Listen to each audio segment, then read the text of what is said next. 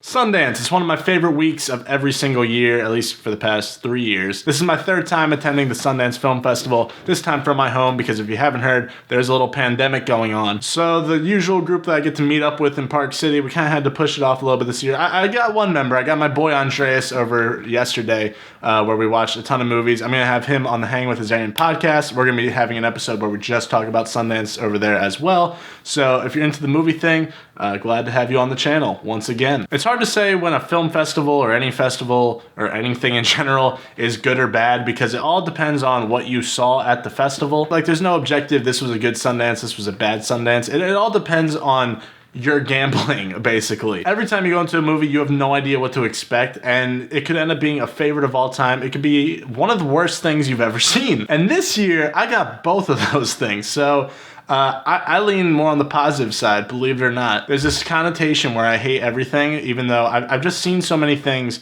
I just have higher standards than you. So we're gonna start by talking about my favorite movie that I saw at the festival and work our way down to my least favorite. I saw 14 movies this year. To some, that's a joke. To some, it's also a joke. Why did you watch 14 fucking movies in basically 2-3 days? Like I watched 8 movies yesterday. Who does that? Why? That shouldn't even be legal. So let's hop right into it. The best movie I saw at Sundance, more specifically, I guess my favorite movie is a better word for it, is One for the Road. This is produced by Wong Kar-wai, who directed In the Mood for Love, Chungking Express. Those are the only 2 I've seen from him, and they're both fine. I'm gonna give you the basic logline of every movie. I'm not gonna dive too into spoilery territory just because I know what it's like to be spoiled. Something like, I hate watching videos on film festivals because everyone's like, oh, this movie's great because this happens in like 3/4 of the way through. Like, fuck those people. So pull out your Letterboxd app on your phone, get the watch list button ready, and listen the fuck up. One for the Road is about 2 friends. One of them is living in Manhattan, the other back in Bangkok.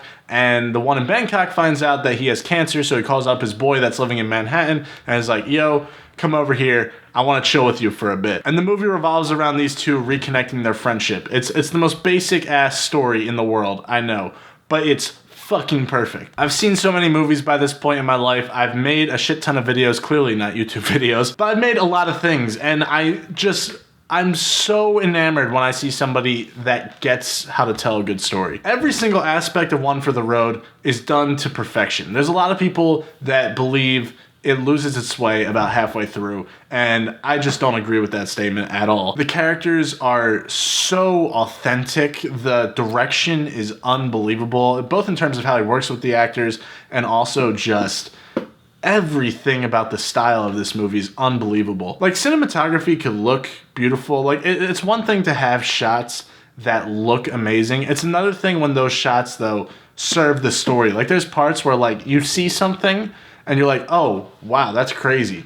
And then the camera starts to pull back and reveal new information, and you're like, oh, that's fucking crazy. This movie's just really good at giving you bits and pieces of information a little bit at a time and bringing it all together to form like this incredible cake. And I love everything about this movie. This is one I'm gonna rewatch multiple times throughout my life. It's one of the best movies I've ever fucking seen. No fucking question whatsoever. I'm saying fucking a lot and I don't care because this movie is fucking incredible. And I just watched this movie yesterday. I didn't think it could top my second favorite movie of Sundance this year, which was Mass. Mass follows 2 sets of parents. The one set are the parents of a school shooter, and the other parents are the parents of a victim from that school shooter. You could already kind of get a sense of where you think it would go, and even though it hits a lot of the points you think it hits, I don't think you're prepared at how well it hits a lot of these points. I think one-location movies are great, but I think a lot of them fall in the trap of becoming films that should have just been plays. I think one prime example of this is last year's Ma Rainey's Black Bottom, just a movie that didn't work as a movie, in my opinion. It's just stuck on a Broadway play. It has good acting, for sure. It has some good conversations, but the whole thing just feels like a play. There's nothing cinematic about it. Mass is the complete opposite of that. 90% of the movie takes place in the one room. 90% of the movie just focuses on these 4 characters, and the way Fran Kranz, which is a dope name, by the way. Let's get this out of the way. Everyone's going to talk about it. This is some of the best acting ever put to screen. And I really hate when people on YouTube say, like, this is some of the best acting I've ever seen, because it ends up being a whatever performance. This is some of the best acting ever seen, ever. And sometimes Sundance movies will struggle a bit when it comes to future award seasons. I don't see a reality where at least 3 of these actors are not in the front runner positions. And when you combine that with smart directing, because it's very easy for a film like this to have very bland cinematography, very bland production design, because it's kind of an intentional choice. But there's times where when the characters are doing something, the camera reacts to that motion in a very particular way. There's things he does with the craft that makes Mass very anti-play. And that's why I absolutely loved it. Cried like a baby in both of these movies, both in Mass and One for the Road. Unbelievable movies, very different movies, very great, amazing movie. Like 2021 is already just like kicking 2020 out the door. Because when you combine these two with 9 Days, which was at last year's Sundance, which is technically a 2021 movie, I mean, this is a trio where this is already one of the best years in recent memory. So anything we get after this, unbelievable. Third favorite, we have my first documentary, so I guess technically my favorite documentary that I got to see, Cusp. Cusp is a very, very interesting movie. There's going to be a lot of people that really hate on this movie. There's going to be a lot of people say that it's a morally wrong movie to film. I don't really agree with that statement at all. It follows these 3 girls that are around the age of like 13 to 16, and what's really uncomfortable is they party with like these dudes that are over 18, and it's a really interesting take on sexual violence, I guess you could say. There is like a moral obligation, I feel like, as a filmmaker to step in at certain points, and this is a movie where I feel like it was very important to show the kind of shit that does go on. I think a lot of people are like, how dare the filmmakers put these girls in these situations, but they don't really talk about how these girls were already in these situations. And if you don't document shit like this, then this shit doesn't stop. Like, there's, I think, a lot of people hating on the movie, even though they kind of completely missed the point of the movie. It took me a while to realize this was a documentary. I had to keep Googling, is this a hybrid? Are they actresses? But no, these are real girls. First of all, you could just feel how they want to be seen, like they feel like they need a light shine on them. They feel like some of them talk like they're 40 years old. And all that being said, it's wrapped around this trio of girls that are fucking hilarious. This is the funniest movie. No, One for the Road. I laughed a lot. But Cusp is unbelievably funny. Like, the girls have one-liners that obviously they know they're on camera, but there's some shit in here we were all fucking dying at when we were all watching it last night. It's shot beautifully. It reminds me a lot of like an Andrea Arnold look to a movie, except if Andrea Arnold like made a documentary. A lot of people will compare it to Florida Project as well. Definitely similar vibes. Next up, we got Pleasure. This is the first movie that's going to be exclusively streaming on Pornhub Premium. This is a movie about a girl that's aspiring to grow in the porn industry, become like a superstar, and it's a really interesting take because I am someone that wanted to make not porn, a movie about being involved in porn, even though I had zero experience. That's why I think I just tossed that script, because I don't know what that industry looks like from the inside, and Pleasure nails that brilliantly. It's brutal for sure. It's not an easy watch whatsoever, but just getting that outside perspective that I feel like very few of us have ever seen. Like I said, I don't know how much of this is slightly fictionized, but it just feels so authentic that I don't see it being really any other way. I think Pleasure is a very, very good movie. I think it had potential of being a bit better. I think I didn't really get a sense, even though the main actress is incredible and she does her job brilliantly, in terms of the character, I never really bought that she wanted to be a porn superstar. Like, it was very much like, she kept telling you she wants to do it, but there was never a point where I actually believed she wanted to grow in this industry. Just, that didn't really make sense to me. But everything else is just handled so well that it definitely cracks my top 5 of the festival. Definitely one to watch out for if it sounds somewhat interesting to you. I'm debating between which one I want to put next, but in terms of which one I would want to rewatch, I'm giving it my number 5 spot. So I'm going to give it to Coda.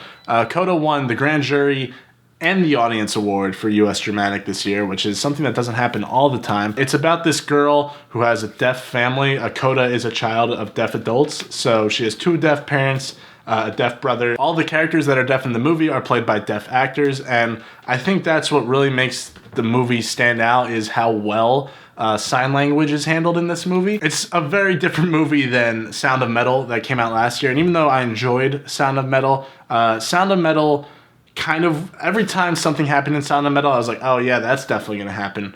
And Coda falls kind of in that same category, where there's a lot of very basic coming-of-age plot points that happens in every single coming-of-age movie. But I think what makes Coda better than Sound of Metal is how much heart it actually has. Like, all the characters are fucking great in this movie. Apple scooped this for $25 million, which completely destroyed the last record for how much a movie was bought at Sundance. So there might be a bit of an awards push for this one later. I could see it kind of getting some attention for the cast, because you never really see deaf actors get a chance to shine in cinema at all. It's a nice coming-of-age movie. There's always a nice coming-of-age movie at Sundance. This year it's Coda. I think it's really good. Is it close to the realm of like a Lady Bird? No, but it's still a really nice movie that I think everyone's going to enjoy. I don't see many people disliking Coda. It's just not going to be that movie. I almost put this documentary in front of it, though. It's called Sabaya. This is fucking crazy. It's about these people that infiltrate these ISIS camps where they're holding these young women as sex slaves and them trying to free them. It mainly follows the group that goes to the camps with like real guns, because this, like I said, this is a documentary trying to break out the girls, but there's also these women on the side that are like infiltrating the camps and blending in, trying to find the girls that were kidnapped. Fucking crazy documentary. There's times where these people are getting shot at, and you are watching like a real shootout. It feels different than any other movie, because I feel like as a society we've been so numbed to violence that any sort of shootout, we're always like, oh, here's a shootout. But when you know this is like a real fucking shootout and no one's really reacting super crazy to it, that they're so numb because this happens all the time in Syria, I think I'm going to love this one a lot more. This was like my 7th out of 8 movies yesterday, so I watched it at like 10:30 at night. I was kind of tired. I think it does get a little bit repetitive, where we're seeing the same thing a little bit over and over again, but it's so fascinating that not only the courage of the people that are getting these girls out of the camps, but also the filmmaker, the fact that this guy is in the car when they're getting shot at, the fact that he has a GoPro hidden because he's blending in with these people, I think I'll like it more the more it sits with me. And definitely something I think is going to be in the contention of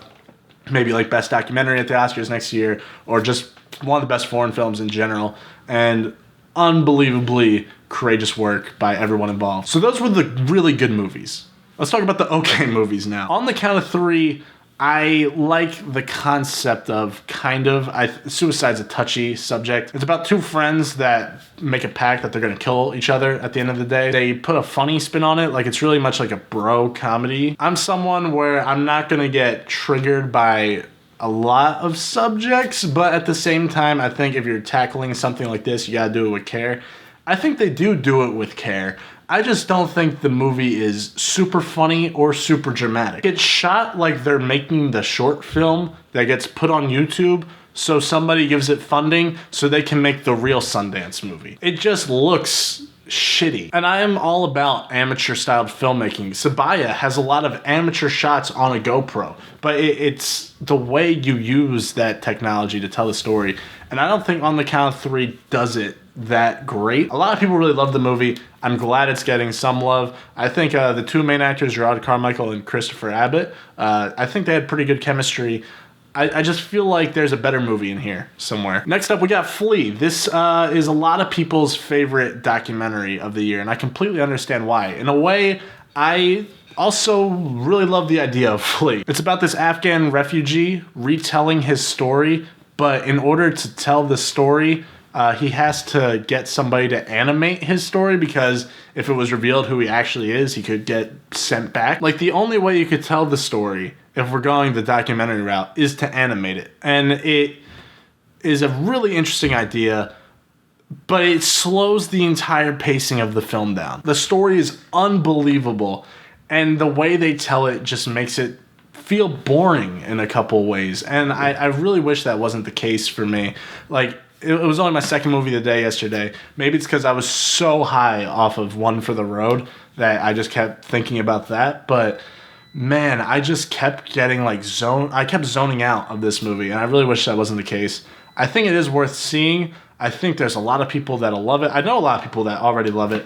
It's another one where I think there's a better way in telling that story. And I know if you just retold it as a refugee, like basically fiction, not fiction, but you know, like a retelling of it with actors and stuff, maybe it loses a bit of that flavor that a lot of people like about the animation. But I just think that version of the movie is way better. Summer of Soul is a documentary where if you are into music, this is going to be your shit, man. I found out Stevie Wonder was blind yesterday, so it's not for me, I guess. Next up, we have Jockey, which is definitely going to be your grandfather's favorite movie this year. Just the most fine movie. Like, you know exactly what's going to happen the entire time. It's very much like, oh, you're not my son. Are you my son? And there's a horse. He's a jockey. It's so fine. The Sparks Brothers was something I knew I probably wasn't going to like it, but Edgar Wright's name was on it, so I watched it. Edgar Wright is a cool guy, for sure. And the first, 15 to 20 minutes of this, I was in. I was like, oh shit, this is an Edward Wright. Edward, I really said that. Sorry, Edgar. This is an Edgar Wright documentary. And then it just becomes boring as fuck. I don't know who the Sparks are. They made the documentary because nobody knows who the Sparks are. Yeah, everyone's saying they love the Sparks. It makes no sense to me. To me, this does what Bohemian Rhapsody did, and I know a lot of people hate Bohemian Rhapsody, which surprises me why everyone loves this movie. But the whole movie was, and then Queen made this song, and then they make We Will Rock You, and then Queen made this song, and then they make Bohemian Rhapsody, and it just became very stale very quickly. The Sparks Brothers is that in documentary form about a band nobody cares about, so it's worse. Everyone loves it. The entire group I watched it with, there were 4 of us, 3 of us fell asleep. I fell asleep 3 times. My boy DJ, Edgar Wright is his favorite filmmaker. He fell asleep twice. I Was a Simple Man was the first movie I watched at Sundance this year. This is trash. I don't know who let this into the festival. I hate being that guy because getting into Sundance, I know for a fact, is a dream for every filmmaker. It's a dream of mine. It'd be sweet.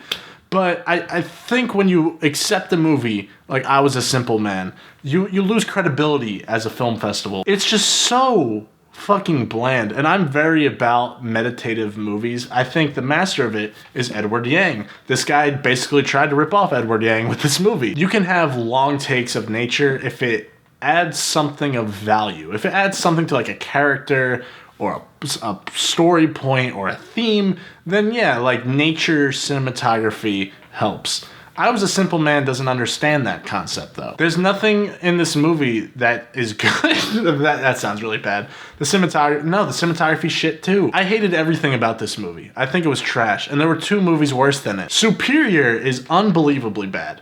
This is another one. It's another U.S. dramatic movie, like I Was a Simple Man. Who the fuck let this into the festival? I'm really over this idea that just because something is shot on film, people say it's good. This was shot on 16mm, but it looks fucking terrible. Everyone's like, this is so stylized. And I'm like, no, it's not. They just wasted money to make something look worse. 16mm is beautiful. I get if you have the money, you can make some beautiful imagery with it. But just because you shoot on 16mm doesn't mean it's better cinematography. Then we got Crypto Zoo. Crypto Zoo is about the first ever zoo that rescues and houses mythological creatures.